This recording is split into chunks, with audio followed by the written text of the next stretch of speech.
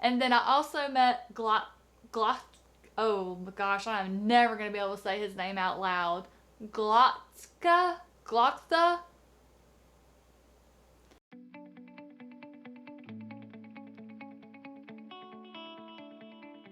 What up, nerds? My name is Leslie. Welcome to The Nerdy Narrative. This is a channel I use to talk about all sorts of bookish related things in many different genres. This channel started out primarily focused on science fiction and fantasy, and in the past year it has grown to include many more. At this point, there's really not anything that I won't read. In today's episode of Bookish Related Fun, I'm going to go over with you my weekly reading wrap-up. I use my weekly reading wrap-ups to mention any announcements I have about the channel, share with you any book mail I've received, tell you about what I read, what I'm reading, and what I plan to read next. As far as announcements, I only have one big one this week, and that is to announce my newest Nerd Radiant tier patron, Jennifer M. Your support is very much appreciated. Thank you so much for stepping out and making a pledge to support this channel. And for the book mail portion of this video, I got loaded up this week. Y'all are not gonna believe the stack that I'm sitting here looking at of books that I received. So let me jump into showing you these books really quickly. There is quite the stack here. So the first set I'm going to show you, this is the First Law Trilogy by Joe Abercrombie. Y'all have listened to me for over a year now talk about wanting to read this man's work. Well, I happened to run across a video in my subscription feed, and I saw a video by Steve Talks About Books and Stuff. He was doing a giveaway for this trilogy, as well as hosting a read-along that begins this month. So I won the giveaway. He sent me the books, and as you can see, the bookmark is already in book one. So spoiler alert, this is one I'm currently reading. So Steve, thank you so much for not only hosting a readathon where I get to read these books with you, but also for doing a giveaway that I was fortunate enough to win. Guys, I will have Steve's channel linked below, as well as the link to the forums where this read-along is going to happen. So if you would like to take part in it, whether you've read it and you just want to see what we think, or you want to read it with us, there is still time. So all of that information will be down below. So the next set of books I received were in honor of my very first booktube birthday with the channel, and they were sent to me by my friend Sharon Dwyer. And I just about had a fit when I opened this box, because these are all books that I very much want to read. The first one is The Bear and the Nightingale by Catherine Arden. I have been watching Angela from Literature Science Alliance talk about these books for a year. She is currently working on another reread of the series. I believe she's on the third one now. I'm just so excited to have a copy of this beautiful book and get a chance to read it very soon. And the next one is a new release that once again I saw on Angela from Literature Science Alliance channel, and she really enjoyed it. Jessie from The Bookish Mom also had the ARC and read it and then purchased her own copy. Y'all, Sharon sent me The Mask of Mirrors by M.A. Carrick. I cannot wait to read this book. From everything that I heard from Angela and Jessie, this book is going to just absolutely knock my socks off. Thrilled to have this beautiful book, and I cannot wait to get into it and see what I think of this world. So next up, I have The City of Villains, which is being marketed as Disney Villains meet up with Gotham. And that to me just sounded like something I absolutely needed to have in my life. What was funny is my friend Nina from Wrestling with Disney was shopping recently, and she came across it, and this is the first one in the series, and she said, "Leslie, have you heard about this book yet?" I said, "No, but I need to." And so I was absolutely dying when I got it, but y'all, it's so pretty. I love the Disney books because they just make them a little bit more interesting than your average brown or black or gray hardback. The cover is gorgeous, but the hardback itself is equally gorgeous, so I don't know how I'm going to end up displaying this one. But again, another book I'm very excited to get to. The rest of the stack that I'm going to go through quickly came in a huge box from a longtime subscriber and friend of mine, Ev, and y'all, this stack is impressive. The first one is Dweller by Jeff Strand. I don't know anything about this one, but the cover looks extremely interesting. It looks kind of like it's going to be on the sci-fi sort of things, or maybe a horror. I don't know. I'm going to read it and see what I think. Next up is The Dreamers by Karen Thompson Walker. Again, another one I don't know anything about, but Ev has been around my channel for almost the entire year that it has existed. She knows me really well, and so I know she curated this box tailored toward what she knows I'm gonna love. So again, don't know anything about it, don't care, I'm gonna read it anyway. Next is The Diviners by Libba Bray. I haven't read this series, but it is definitely on my radar to read. I've been wanting to check this one out for a long time. Recently, it seems my taste has really enjoyed having a little bit of YA thrown into it, and I do believe this is a YA series, but yeah, I am definitely down to get into this one. The next book, also on my radar, Bird Box by Josh Malerman. I have absolutely heard nothing but good things. Much praise for this book. I am stoked to finally read it for myself. I have not seen the movie, so nothing is going to be spoiled for me at all. I hope to get to this one really soon. Next up is The Death of Mrs. Westway by Ruth Ware. I haven't read Ruth Ware yet, but Vish sent me one of her favorite books by Ruth Ware, and Ruth is on my list, and actually this is one of the books that was on my radar to read by her. I've heard a lot of good things on BookTube about it, so now I'm doubly excited. I'm stoked because I know when I read the one that Vish sent me, I'm probably going to want to read another, and I'll have this one on deck to satisfy that urge. Oh, I am really excited for this one. The Girl with the Ghost Eyes by M.H. Burroughs. I am most assuredly saying that author's name wrong, but the blurb on the front says, lyrical and captivating, a thrilling adventure through historical Chinatown and an exquisite blend of history and myth set in a spirit world you'll never forget. So I am intrigued by this one. I cannot wait. I love any type of Asian inspired history or fantasy, so oh man, this one's going to be moved up the list. Next, we have Seeing Unburied Seeing by Jessamine Ward. This is another one I haven't heard of, but it looks like it takes place in rural Mississippi. So that is going to be my hometown where I was born and raised, so I cannot wait to check this one out. How awesome is that?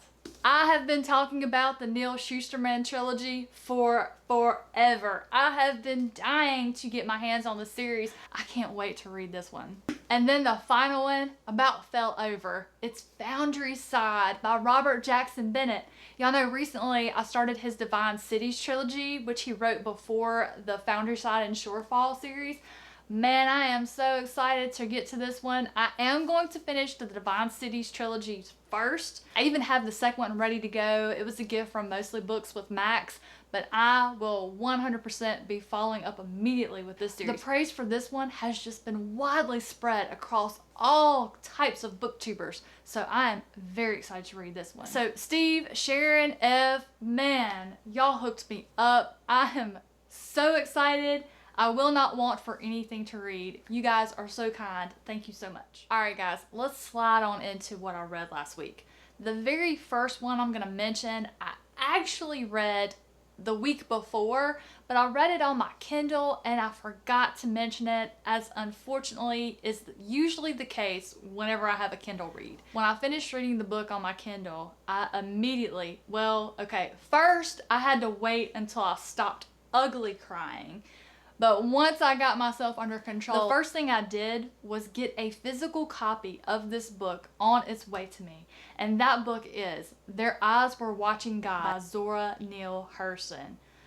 This book was epic. It was beyond a shadow of a doubt a 5-star read. It was first published in 1937. This book today is as relevant as the day it was published. I think it should be taught in school. This is one that is going to be an annual read for me, no question. In fact, I almost read it when it came in the mail. Every time I touch it, I just have to open it up and read whatever page I fall on. I don't care what page it is. It's such a beautiful story that it doesn't matter where you open up. Something meaningful and beautiful is going to be there waiting on you. I cannot wait to read this one again. I will most definitely have a review for this one very soon, so keep your eyes peeled for it if you're interested. This book is one of the most important books I'll ever read.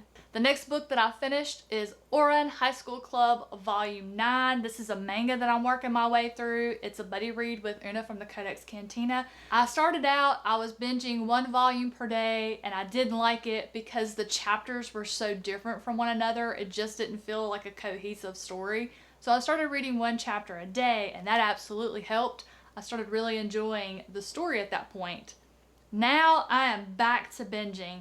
I can't help it. I don't know what happened. I guess just taking it slow and just really spending time thinking about the characters and the stories that were happening.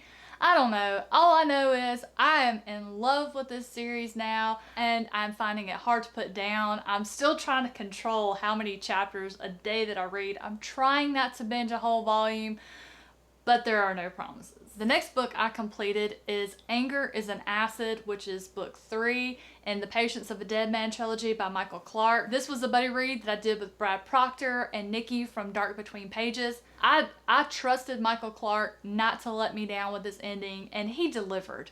It was not the ending that I expected. I don't even know that it was the one that I wanted.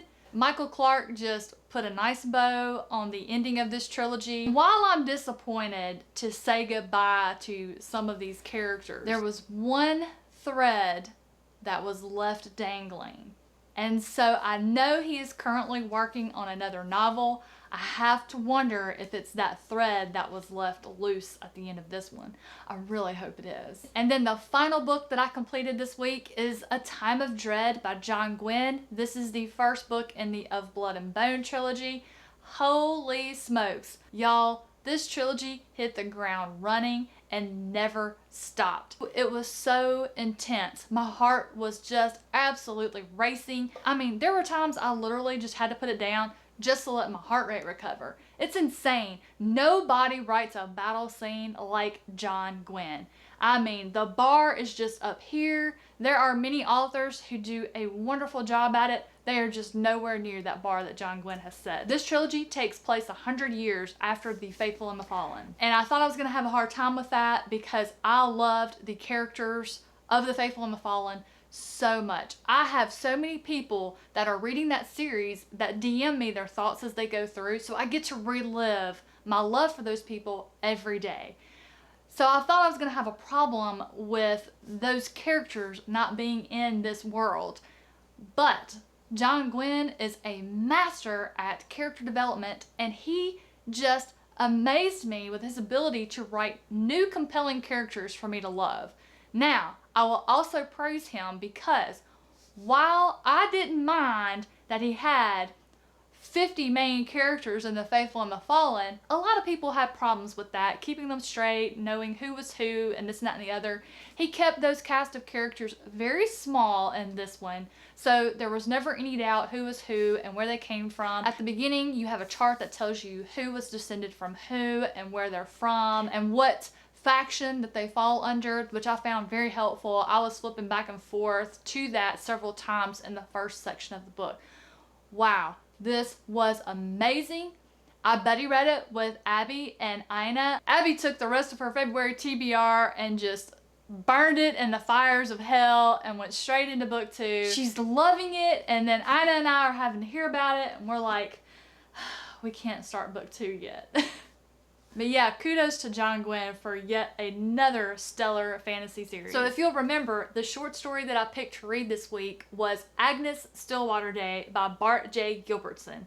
Bart is actually a very long-time loyal supporter of the channel, so he heard about a recent story that I read and enjoyed and said, you know what, I have this one I think you would really like, and he was right. I don't know a way to adequately describe it without spoiling it. It is a very important story that I think everybody could read and take something away from it. But the gist of it is, don't forget about your family members. Just because they get older or mayhaps lose some of their mental facilities, just because you think they may not be in there anymore, don't forget about them. Agnes Stillwater Day was such a great story. I enjoyed it very much. It was so beautiful, but the ending's gonna get you. I'm just gonna go ahead and let you know the ending's gonna get you. But again, a very important read. I highly suggest it. That takes care of all of my completed reads for the week. Let's talk about what I'm still currently reading. I finished volume 9 of Ouran High School Club, went directly into volume 10 and read most of it. I think I have one chapter left in this one. Y'all, I'm just eating this story up. I am very addicted to it at this point. It has just turned into something really fun and actually a little deeper than I thought it was going to be, just judging off of my thoughts at the beginning of the series. So next up is Elantris by Brandon Sanderson. Yes, I am still working on this book, but update, I'm finding myself holding on to it a little longer than I had been previously this month. Things are starting to really come together. I think what has my interest is something I've been wanting to happen since the very beginning. I think things are in motion, that it's finally about to happen. I really hope so. I am dying for a certain two characters to meet one another, and I'm hoping that I'm about to get some payoff in that regard. But all that aside, I am enjoying it. It's just not my favorite read amongst all the other things I've picked up this month. And then, of course, I'm still working on the Brothers Karamazov by Dostoevsky. I'm about a couple of hundred pages into this little chunker. This is one that I'm doing as a read-along with the Codex Cantina, Christy Lewis, A Musical Bookworm, and The History Shelf. At this point, we're still very early in the book. We're going to be continuing reading this through March, so there's plenty of time if you want to jump in and catch up if you're interested in reading this book. The final book that I'm currently reading is The Blade Itself by Joe Abercrombie. As soon as I received this in the mail from Steve Talks About Books and Stuff, I got started on the first one. So many of you have told me recently that you thought I would really love this series based on some of the things I've been enjoying here lately on the channel.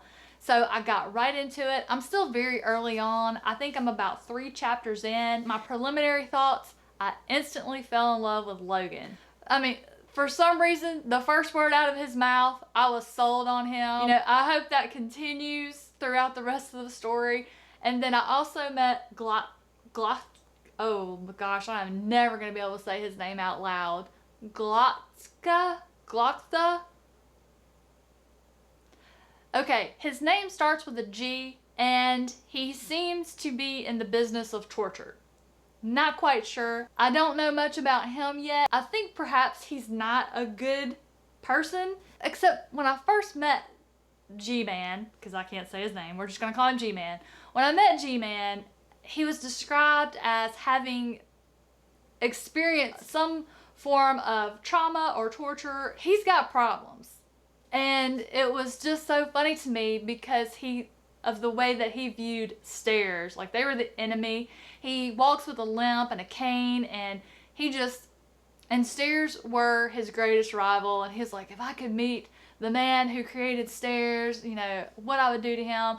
And I'm like, bro, I am right there with you. I freaking hate stairs. So I immediately kind of felt a kindred spirit to G-Man. But we'll see what I feel as I continue the story. I'm really excited about it. But again, I'm only about 30 pages in, so we'll see how it goes as I progress through this one. That's everything that I'm still currently working on. When I finish some of those up, I will be delving into the next volume of Ouran High School Host Club. I'm just about halfway through this series. I know I won't finish it in the month of February, so it's going to spill over into March a bit, but I am absolutely invested into this manga and I can't wait to continue on with that one. As soon as I wrap up The Blade Itself, I will be jumping feet first into The Red Rising by Pierce Brown. This one is a Discord-wide buddy read for the Library of Alexandria. I'll have Alan's channel linked below. This is a short book. You got plenty of time to jump in on this if you like. So that'll be linked below if you want to join in for that one. And then my final February read is going to be Ready Player One by Ernest Cline. It's supposed to be heavy into the 80s nostalgia. I cannot wait. So this one will be my very last read for the month. Very much looking forward to it. For this week's short story read, I'm going to read Carnival of Gore by V. Castro. It is from her collection. I'm going to put the name on the screen because I will definitely say it wrong. I'll try it. Sed de Sangre. I don't know if that's right, but again, I'm gonna have it on the screen for you. V. Castro actually had that collection up for free last weekend for Valentine's, and I heard about it because I was part of a live stream celebrating women in horror. I will link the live stream below. It was on Nikki's channel, Dark Between Pages. The live stream was so much fun. It was Nikki and I talking with 3 other female authors in the horror genre, and we just really got into some good conversation. So again, that will be linked below if you want to check it out, but I am very excited to read the first story in that collection by V. Castro this week. She's a new to me author, so I can't wait to dive into her work, see what I think, and tell you guys about it. That will wrap up everything that I have for you guys this week. I got a ton of beautiful book mail, had some really awesome reads. I've got some new ones started with some really good ones sitting on deck. How was your week? Did you tailor any of your reading for Valentine's Day? Let me know down below in the comments, guys. Thank you so much for watching today. I hope there was something mentioned that resonated with you that made you want to pick it up. Have a fantastic rest of your day. I'll see you soon.